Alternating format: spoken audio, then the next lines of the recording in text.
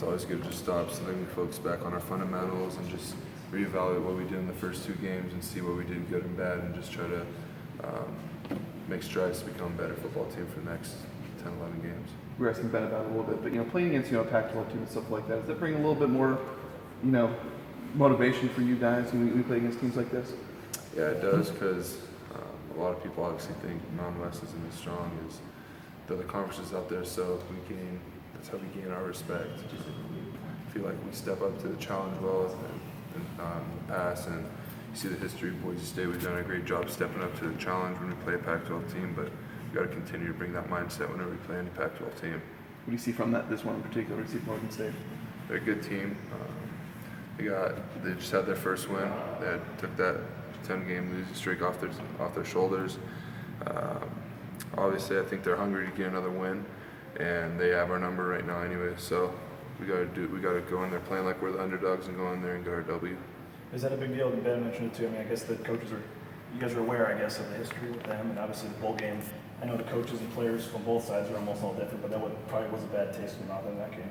Well, I mean, yeah, it's huge. They obviously have our number. We haven't beat them, and play this game to win. So obviously we're going to emphasize that all week because we got to understand that we're going into somewhere that we've never won at. We're 0-2, so we got to go in there with the right mindset so we make sure we're not 0-3 and make it 1-2. What do you remember about that time leading up to the bowl game? Obviously, Coach B left, and it was kind of a weird time, and then you guys came out, and obviously they took it to you pretty good.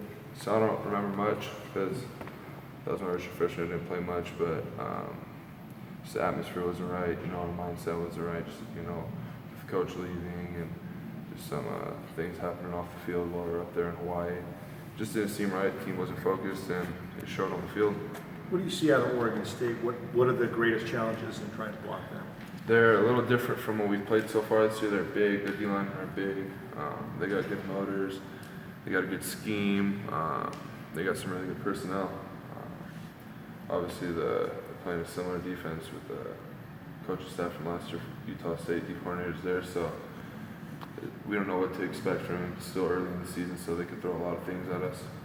With Brett obviously struggling last game, talking to some guys, it seemed like fully expect him to come out this week and have a really good game. I mean, what was he like during the bye week, and is he a guy that you would expect to come out this week pretty strong?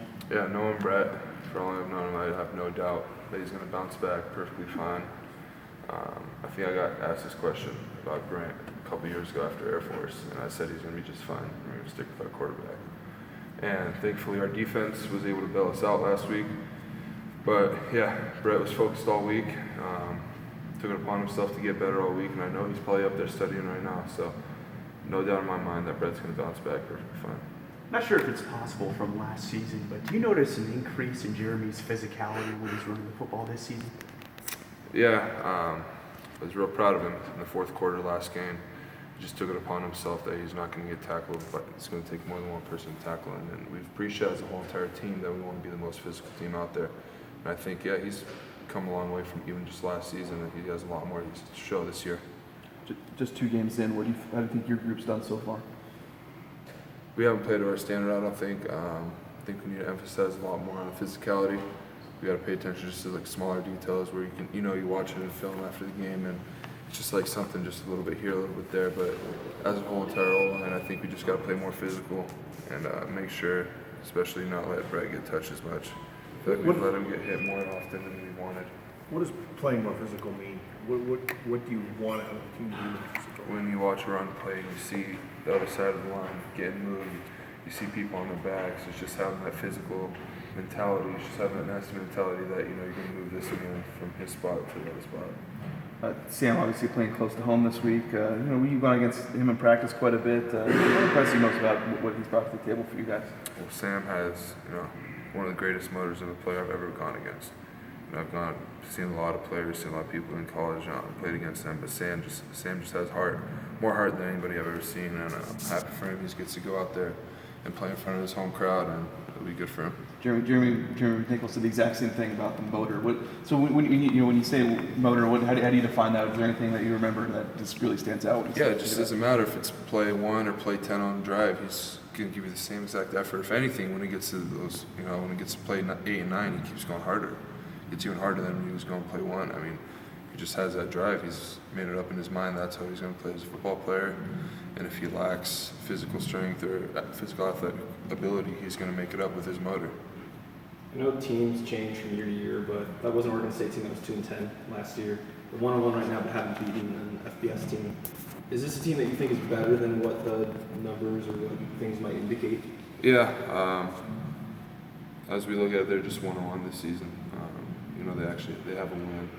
And last year's team doesn't matter to us. They got new players in, they got new schemes, they got new coaches. So we're not looking at what happened last year. We're just looking at, because they have ballers on their team. They have the athletes, they have great coaches, they got a great scheme. So you can't look at it like that, because if you do that, then they're going to come out and beat us. You can't fall asleep against playing a team like that. They're a Pac-12 team for a reason. And like I said, they already have our numbers, so you can't sleep on them. We asked you this 3 weeks ago, but another game day for you guys. Thoughts on that, and are you excited to be able to come home at a decent hour Saturday night? Yeah, that'll be good. It's a lot better than just having to wake up. You wake up at like 8, 9 o'clock, and then for a late game, then you just sit around all day and you're anxious to go get out there and play. So this forces you to wake up, hop in the shower, eat breakfast, pregame meal, watch it, a highlight film, and you go out there, and then you just got to get up and play. Where I feel like it just takes the jitters away a little more than if it does, where you're just gonna have to wake up. So I actually like this a lot better, so I can get up and go out, get there and play, and not have to overthink things from now till 8 p.m.